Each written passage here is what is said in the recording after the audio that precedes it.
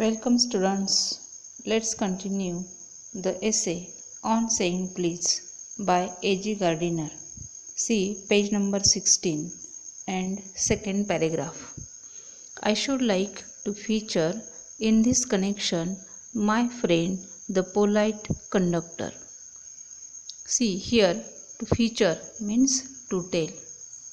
या संदर्भात लेखक in this connection writer tries to tell us the story of a polite conductor.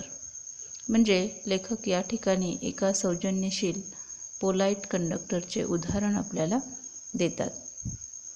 By this discriminating title, I do not intend to suggest a rebuke to conductors generally. Here, discriminating means showing a good judgment. The title of the story shows what is good and what is bad. Then the next word, that is rebuke, means to blame, म्हणजे दोष देणे. या ठिकाणी चांगल्या कंडक्टरचे उदाहरण देत असताना इतर कंडक्टर विषयी किंवा त्यांना दोष देण्याचा येथे लेखकाचा उद्देश नाही. On the contrary, I am disposed to think that there are few classes of men who come through the ordeal of a very trying calling better than bus conductors do. See, here, on the contrary, म्हणजे या उलट लेखक या ठिकाणी किंवा लेखकाचे असे मत आहे की त्यांच्या उदाहरणातील म्हणजे लेखकाने या ठिकाणी जे उदाहरण दिले आहे त्यामधील जो पोलाइट कंडक्टर आहे त्यापेक्षा समाजात असे काही लोकांचे गट क्लासेस आहेत की ज्यांनी जीवन जगत असताना अनेक कष्टदायी अनुभव घेतलेले असतात. Here and there you will meet an unpleasant specimen who regards the passengers as his natural enemies, as creatures whose chief purpose on the bus is to cheat him, and who can only be kept reasonably honest by a loud voice and an aggressive manner. या लाईनमध्ये लेखक या ठिकाणी जो bus conductor आहे त्याचे पॅसेंजरविषयीचे मत आपल्यासमोर मांडतो आहे. प्रवास करताना अनेकदा आपल्याला असे काही स्पेसिमिन म्हणजे नमुने एक्झाम्पल म्हणजे वेगवेगळ्या प्रकारचे कंडक्टर भेटतात की जे प्रवाशांना नॅचरल एनिमीज म्हणजे जन्मजात शत्रू मानतात समजतात. अकॉर्डिंग टू सच स्पेसिमिन आणि अशा कंडक्टरच्या किंवा अशा नमुन्यांच्या मते किंवा त्यांच्या दृष्टीने त्यांचा पॅसेंजरकडे पाहण्याचा दृष्टिकोन कसा असतो.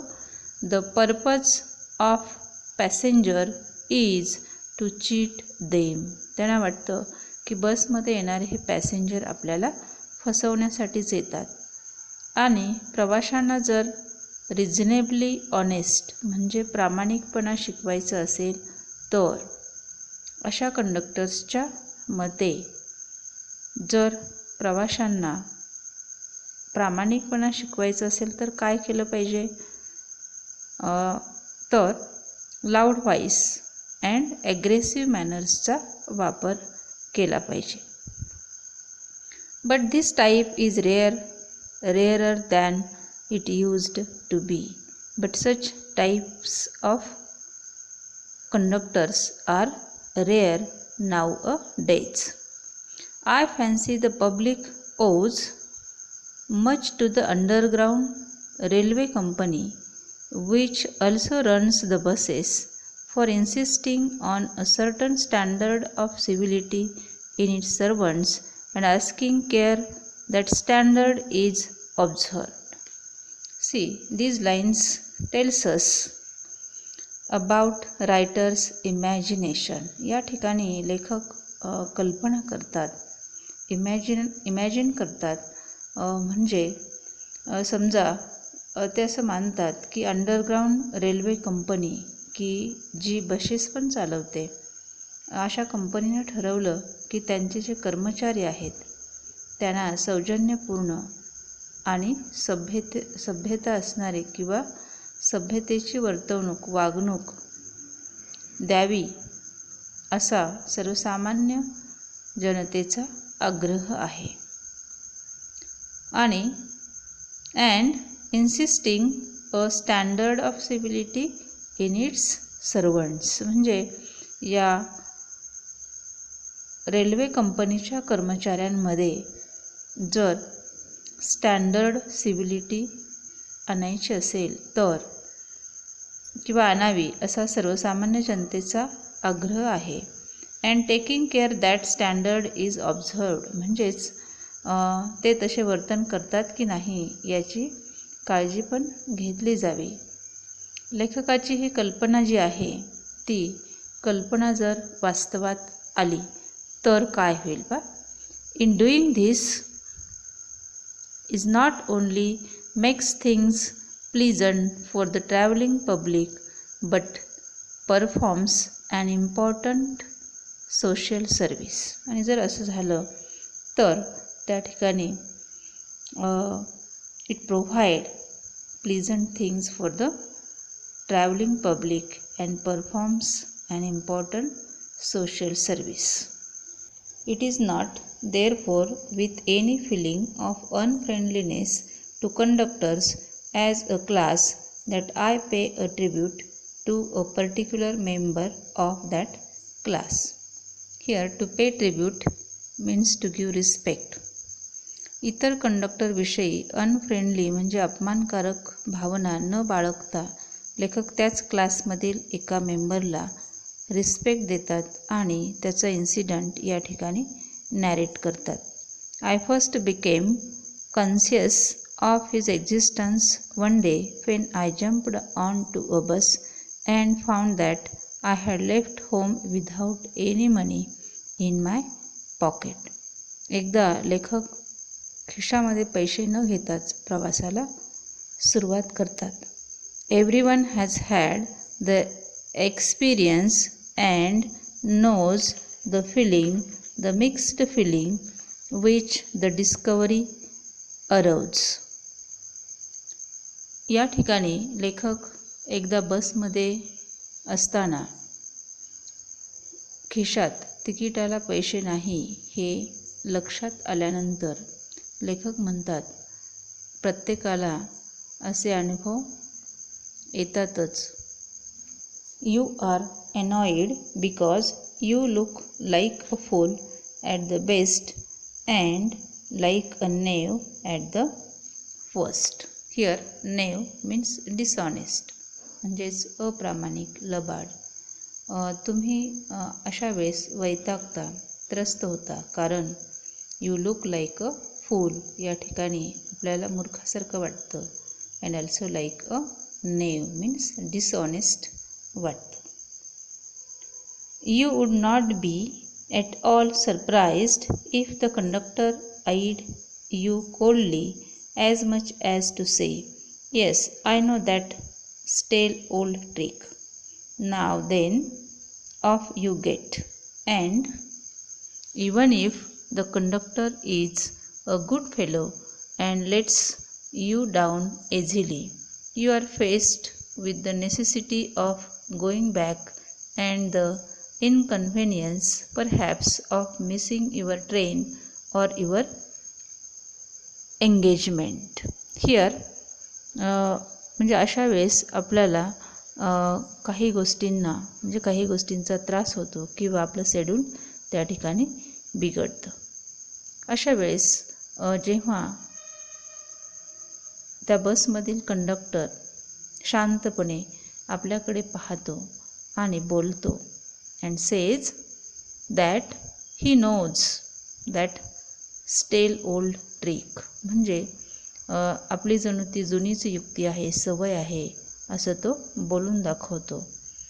आणि त्याने तुम्हाला बसमधून खाली उतरा असे म्हटले तर आश्चर्य वाटण्यासारखे काही नाही. किंवा एखादा कंडक्टर गुड फेलो असला आणि त्याने तुम्हाला शांतपणे बसमधून खाली उतरवून दिले तर तुमचे नियोजित काम विस्कळीत होईल. Perhaps of missing your train or your engagement. Having searched my pockets in vain for stray coppers and having found I was utterly penniless. लेखक म्हणतात, बसमध्ये चढल्यानंतर त्यांच्या लक्षात आले की त्यांच्या खिशात पैसे नव्हते. Yet he tried to search in vain for stray coppers. Here stray coppers means coin of low value, म्हणजेच त्याला आपण चिल्लर असे म्हणतो. तर या ठिकाणी स्ट्रे कॉपर्स सापडते का याचा लेखकाने शोध घेतला. But he was totally penniless means without money. I told the conductor with as honest a face as I could assume that I couldn't pay the fare and must go back for money. He told honestly that he could not pay the fare. Oh, you needn't get off. That's all right, he said. All right, said I, but I haven't a copper on me. Oh, I will book you through, he replied. Where would I want to go? And he handled his bundle of tickets with the air of a man who was prepared to give me a ticket for anywhere from the bank to Hong Kong. But that conductor was an honest person. तो conductor लेखकाला भेटलेला एक प्रामाणिक माणूस होता बा. He was ready to pay for his ticket and as if a ticket from bank to Hong Kong. म्हणजे लेखकाकडे पैसे नसले तरी त्या कंडक्टरने लेखकाला तिकीट दिले. I said it was very kind of him and told him where I wanted to go. And as he gave me the ticket, I said, but where shall I send the fare? लेखक म्हणतात की शेवटी मी त्याला विचारलं की तुम्ही जे माझं बसचं भाडं भरलेलं आहे ते मी तुमचं परत केव्हा करू. See what was the answer of the conductor. Oh, you will see me someday, all right, he said cheerfully. He turned to go. Here the conductor cheerfully said. तो खूप आनंदानं हसऱ्या स्वभावानं म्हणतो की पुन्हा असाच कधीतरी भेट. And then luckily my fingers still wandering in the corner of my pockets lighted on a shilling and the account was squared. Here म्हणजे लेखकाचा अजूनही खिशामध्ये पैशाचा शोध सुरू होता आणि त्यांच्या हाताला एक शिलिंग म्हणजे नाणे सापडले आणि लेखकाने त्या कंडक्टरचे पैसे म्हणजेच ते भाडं देऊन टाकलं. And his account was squared means here settled म्हणजेच लेखकाने त्याचा हिशोब चुकता केला, कंप्लीट केला. But that fact did not lessen the glow of pleasure. लेखक म्हणतो हा अनुभव त्यांच्या स्मरणामध्ये राहिला. Which so good natured and action had given to me, की ज्यामधून गुड मॅनर लेखकाला एक्सपिरियन्स करायला मिळाला होता. A few days after my most sensitive toe was trampled on rather heavily as I sat reading on the top of a bus. I looked up with some anger and more agony and saw my friend of the cheerful countenance. काही दिवसानंतर लेखक बसमधून प्रवास करत असताना ते वरच्या मजल्यावर वाचत बसले होते आणि तेव्हा त्यांचा जास्त दुखत असणारा टू म्हणजे अंगठा जोरात तुडवला गेला रागाने वरती पाहिले असता त्यांना cheerful countenance means here cheerful face म्हणजेच तो आनंददायी चेहरा दिसला की ज्या व्यक्तीनं काही दिवसापूर्वी त्यांच्या तिकिटाचे पैसे भरले होते. Sorry sir, he said. The conductor sed, sorry. I know these are heavy boots. Got them because my own feet get trod on so much and now I am treading on other people's. या ठिकाणी conductor लेखकाला म्हणतात की माझे असे बऱ्याचदा पाय तुडवले गेल्यामुळे त्याने ते बूट घेतले होते आणि आता त्यांच्याकडूनच पॅसेंजरचे पाय तुडवले जातात. Hope I didn't hurt you sir. आणि कंडक्टर पुढे म्हणाले की त्यांच्यामुळे त्याला इजा झाली नसावी. He had hurt me but he was so nice about it that I assured him he hadn't. त्यामुळे लेखकाला वेदना झाल्या होत्या, पण त्याच्या म्हणजेच त्या कंडक्टरच्या आपुलकीच्या शब्दामुळे लेखकाला ते जाणवलेच नाही.